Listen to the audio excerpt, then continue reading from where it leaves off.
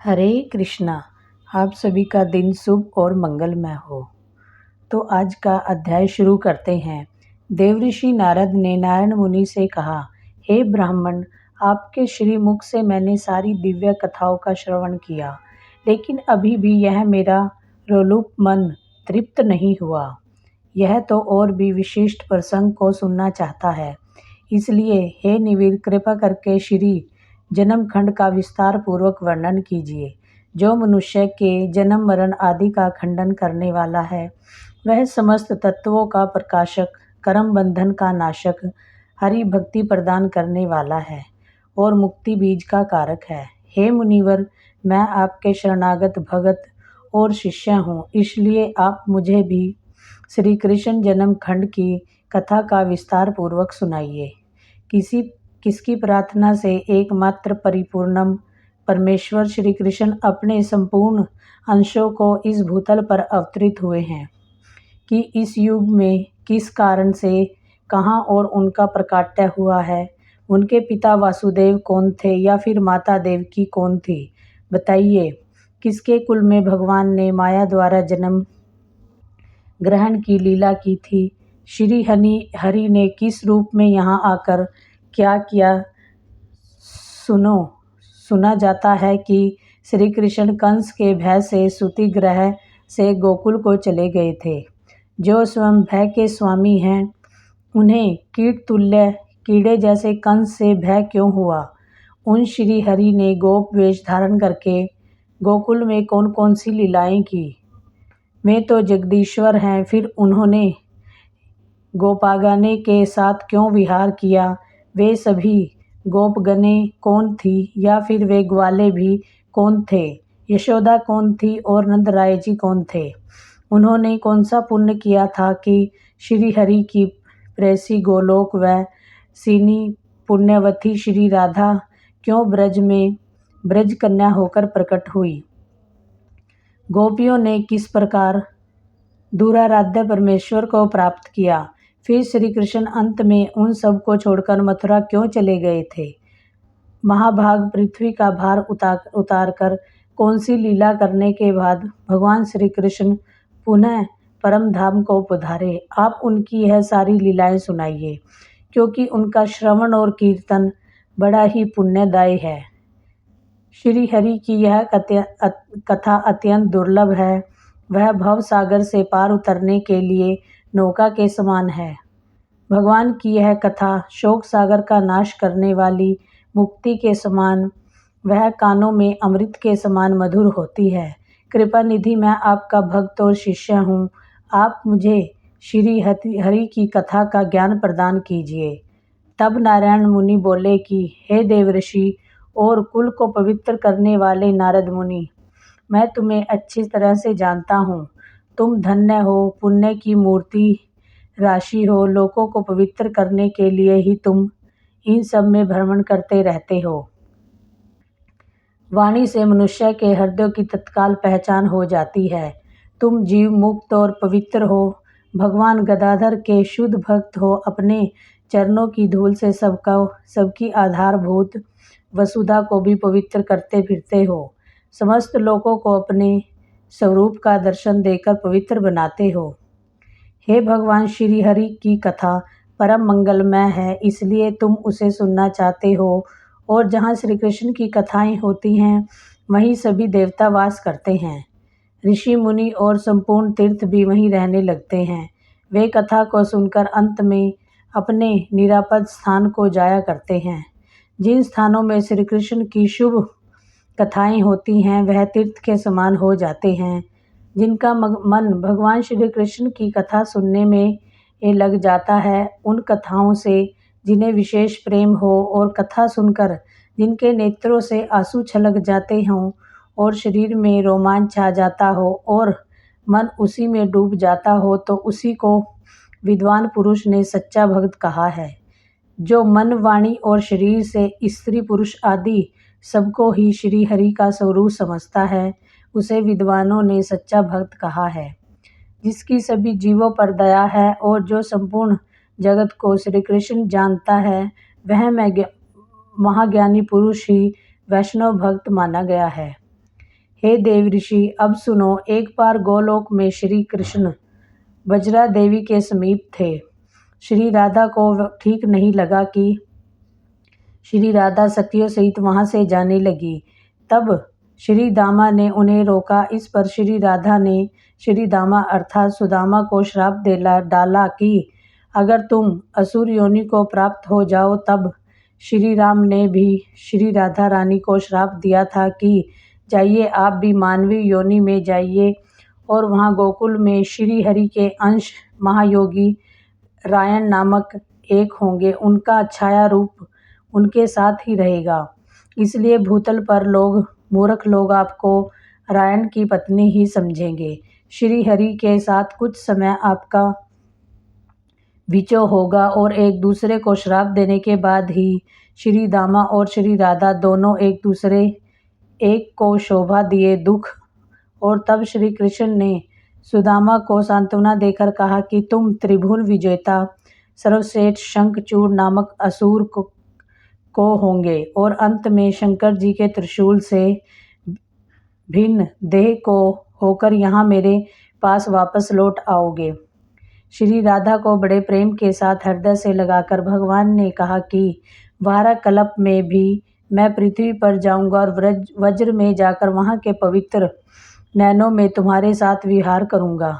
मेरे रहते हुए क्या भय। उधर वरिया देवी नदी हो गई है। उनके श्री कृष्ण के द्वारा जो 7 सुंदर पुत्र हुए थे वह लवण, इक्षु, सुरा, धृत, दति और धुत और जल रूप 7 समुद्र हो गए। यह सब श्री राधा रानी और श्री कृष्ण की ही लीला थी, जो ब्रज में परम दिव्य पवित्रतम विश्लेषण प्रेम रस धारा बहाने के लिए निमित्त रूप से की गई थी।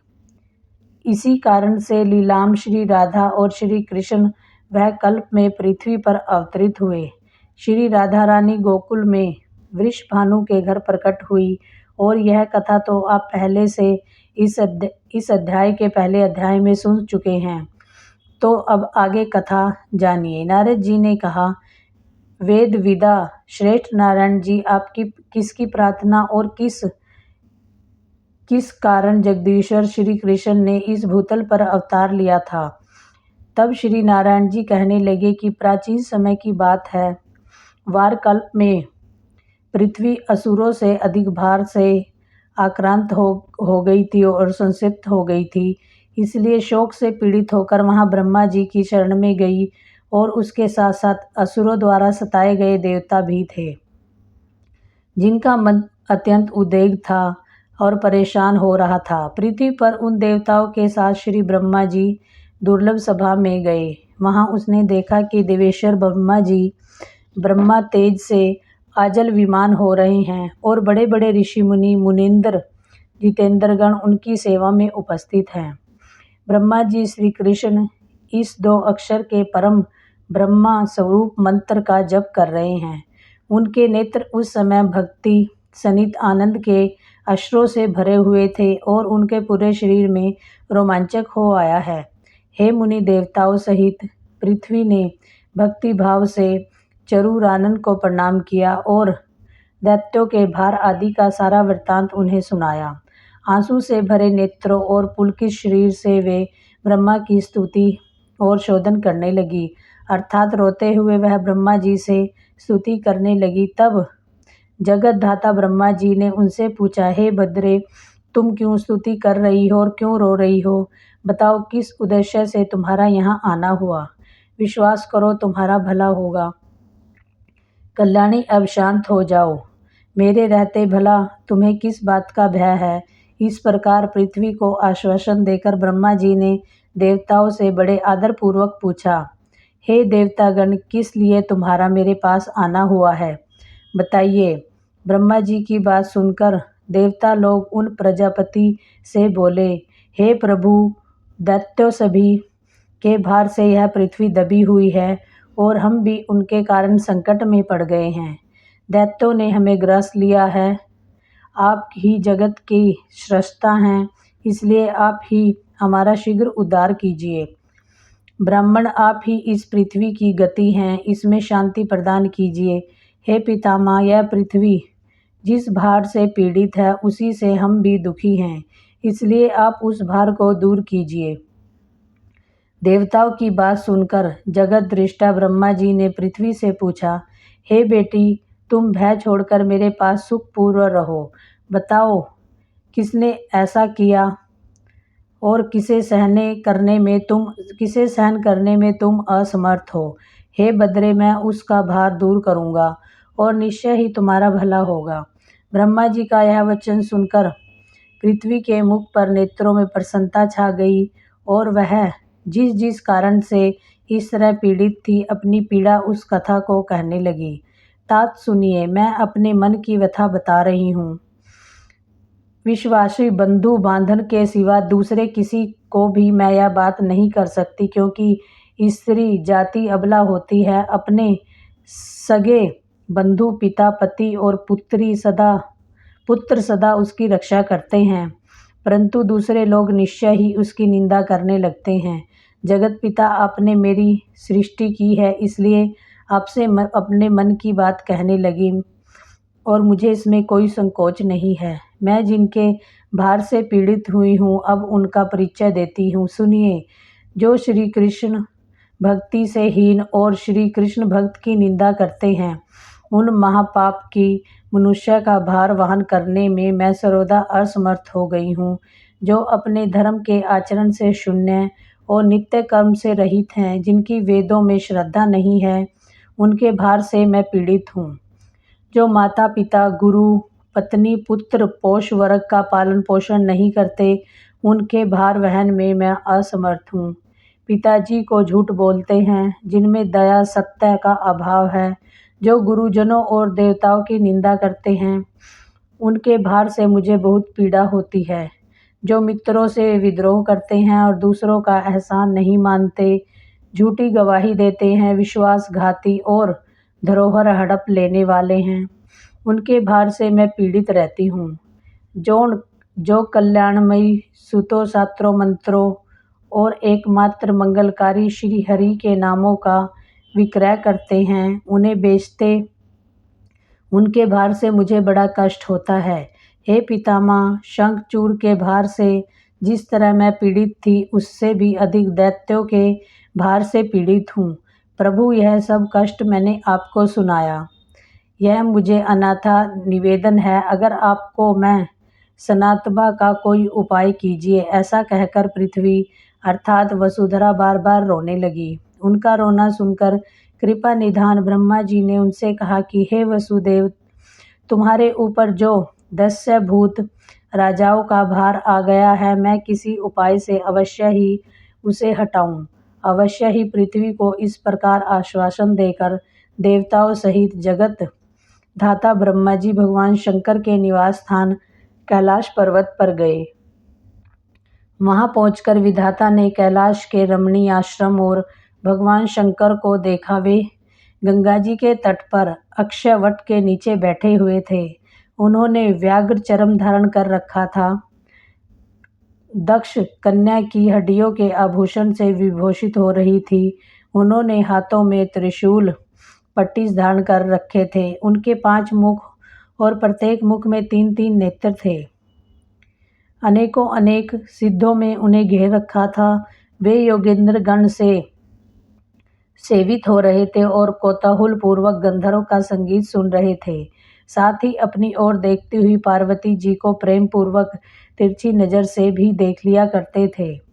अपने 5 मुख द्वारा श्री हरि की एकमात्र मंगल नाम का जाप करते थे। गंगा जी में उत्पन्न कमलों के बीजों की माला से जप करते समय उनके शरीर से रोमांच ही आता था। उसी समय ब्रह्मा जी पृथ्वी तथा नतमस्तक देव समूह के साथ महादेव जी के सामने आ खड़े हुए। सतगुरु को आया देखकर भगवान शंकर शीघ्र ही भक्ति भाव से उठकर खड़े हो गए और उन्होंने प्रेम पूर्वक मस्तक झुकाकर उन्हें प्रणाम किया, उनका आशीर्वाद प्राप्त किया। फिर सभी देवताओं ने तथा पृथ्वी ने भी भक्ति भाव से चंद्रशेखर शिव को प्रणाम किया और शिव ने उन सभी को आशीर्वाद दिया। प्रजापति ब्रह्मा जी ने पार्वती नाथ शिव से सारा वृत्तांत कह सुनाया, जिससे सुनकर भक्त वत्सल शंकर जी ने तुरंत ही मुंह नीचे कर लिया और भक्तों पर कष्ट आया सुनकर पार्वती जी और परमेश्वर शिव को बहुत ही दुख हुआ। फिर वहाँ ब्रह्मा शिवदेव ने समूह और वसुधा को यन पूर्वक साना देकर घर लौटा दिया। फिर दोनों देवेश्वर तुरंत धर्म के घर आए और उनके साथ विचार विमर्श करके तीनों श्री हरि के धाम चले गए। भगवान ने उस परम धाम का नाम वैकुंठ है, वह जरा और मृत्यु को दूर भगाने वाला है। ब्रह्मांड से ऊपर उसकी स्थिति है। वहाँ पहुंचकर सभी ने भगवान श्री हरि की स्तुति की और देवताओं की स्तुति। साक्षात श्री हरि ने उनके कहा कि तुम लोग अब गोलोक को जाओ, पीछे से मैं लक्ष्मी जी के साथ आऊँगा और श्वेत द्वीपी निवासी में नर और नारायण मुनि और सरस्वती देवी यह सब भी गोलोक में जाएंगे। अंत शेषनाग मेरी माया कार्तिकेय गणेश और वेद माता सावित्री सब पीछे से निश्चय ही वहाँ आएंगे। वहाँ मैं गोपियों के साथ राधा के साथ द्विभुज श्री कृष्ण रूप में निवास करता हूँ। यहाँ सुनंद आदि पार्षदों और लक्ष्मी जी के साथ रहता हूँ। नारायण श्री कृष्ण और सप्तद्वीप निवासी विष्णु मैं ही हूँ। ब्रह्मा आदि अन्य संपूर्ण देवता मेरी ही कलाएं हैं। तुम सब गोलोक को जाओ और वहाँ तुम्हारी अभीष्ट कार्य की सिद्धि होगी। फिर हम लोग भी सबकी इष्ट सिद्धि के लिए वहाँ आ जाएंगे। ऐसा कहकर हरि उस सभा में मौन हो गए। तब सभी देवताओं ने उन्हें प्रणाम किया और वहाँ से अद्भुत गोलोक की यात्रा की। वह उत्कृष्ट और विचित्र परमधाम जरा और मृत्यु को भी हर लेने वाला है। वह गम्यलोक वैकुंठ लोक से 50 करोड़ योजन ऊपर है और भगवान श्री कृष्ण की इच्छा से बना हुआ है। उसका कोई भी ब्रह्म आधार नहीं है और श्री कृष्ण ही वायु रूप से उसे धारण करते हैं। हे ब्रह्म देवी लोक के ओर जाने के लिए उन्मुख होकर चल दिए। उन सब की गति मन के समान तेज थी, इसलिए वे सब वज्रा के तट पर जहाँ पहुँचे। सरिता के तट पर दर्शन करके उन देवता को बड़ा आश्चर्य हुआ और उस परम आश्चर्य जनक तट को देखकर वे देवेश्वर नदी के उस पार गए। वहाँ जाने पर उन्हें पर्वतों के श्रेष्ठ श्रृंग दिखाई दिए, जो अपनी शोभा से मन को मोह लेता है। दिव्य परिजात वृक्षों की वन मालाएं उनकी शोभा बढ़ा रही है। वह पर्वत कल्प वृक्षों और कामधेनु द्वारा सभी ओर से घिरा हुआ है।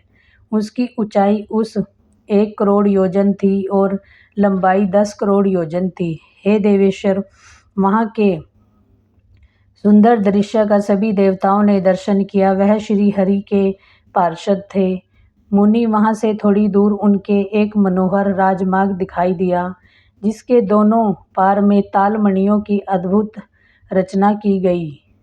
नील इंद्र पद राग हीरे और सोने से बनी हुई बंदियां उस राजमार्ग की अभय पार्श को सुशोभित कर रही थी। हे मुनि, फिर वहाँ देवताओं ने अत्यंत मनोहर और सुंदर ताल से युक्त रमिक संगीत देखा, जहाँ श्री राधा कृष्ण के गुणों का अनुवाद हो रहा था। उस अमृतों गीत को सुनते ही वे देवता तो मूर्छित हो गए। फिर क्षण भर में ही सचेत मन से श्री कृष्ण का चिंतन करते हुए उन्होंने स्थान स्थान पर परम आश्चर्य मन मनोहर दृश्य देखे। नाना प्रकार के वेश धारण किए हुए समस्त गोपियाँ उनके रास्ते में आए अपने हाथों में मृदंग बजा रही थी, तो किन्हीं के हाथों में वीणा वादन हो रहा था, किन्हीं के हाथों में चम थे तो किन्हीं के हाथों में करताल थी, किन्हीं के हाथों में यंत्रवाद शोभा पा रहे थे तो किन्हीं की रत्नम नूपुर की झनकार फैला रही थी। बहुत सी रत्नमयी कांची बज रही थी, जिसमें छोटी छोटी घट कलाओं के शब्द गूंज रहे थे। किसी के माथे पर जल से भरे घड़े हुए थे, जो तरह तरह से नृत्य का प्रदर्शन कर मनोहर लग रही थी। नारद कुछ देर और आगे जाने पर उन्होंने बहुत से आश्रम देखे, जो श्री राधा की प्रधान सखियों के आवास स्थान थे। वे रूप गुण से वेश, यौवन, सौभाग्य और अवस्था में एक दूसरे के समान थे। श्री राधा की सवाय सखियां 33 गोपियां जिनकी वेशभूषा अविर्चनीय थी, उनके नाम भी सुनो। सुशीला, शशिकला, यमुना, माधवी, रति, कंदम, माला, कुंती, जानवी, स्वयंप्रभा, चंद्रमुखी, पद्ममुखी, सावित्री, सुधाम मुखी, शुभा, पद्मा, पारिजात्य, गौरी, सर्वमंगला, कालिका, कमला, दुर्गा, भारती, सरस्वती, गंगा, अंबिका, मधुमती, चंबा, अर्पणा, सुंदर, कृष्णप्रिया, सती, नंदिनी, नंदिनी, यह सब की सब समान रूप वाली थी। इनके शुभ आश्रम रत्न और धातुओं से विचित्र तरह तरह के चित्र होने के कारण यह बड़ी सुंदर लग रहे थे। उनके शिखर बहुमूल्य रत्नम कलश समूह से जाज्वल मान रहे थे। उत्तम रत्नों द्वारा उनकी रचना की गई। गोलोक ब्रह्मांड से बाहर और ऊपर, उसके ऊपर कोई और लोक नहीं था। ऊपर तो सब कुछ शून्य ही था। वह तक वहाँ तक की सृष्टि की अंतिम सीमा थी। 7 रसों तलों से भी नीचे सृष्टि है। 7 रसों से नीचे और जल अंधकार है, जो कि अगम्य और अदृश्य है। हरे कृष्णा। तो यह था आज का अध्याय। अगर आपको अध्याय अच्छा लगा तो वीडियो को लाइक करके चैनल को सब्सक्राइब कर लीजिए। वीडियो में अंत तक बने रहने के लिए आप सभी का बहुत बहुत धन्यवाद।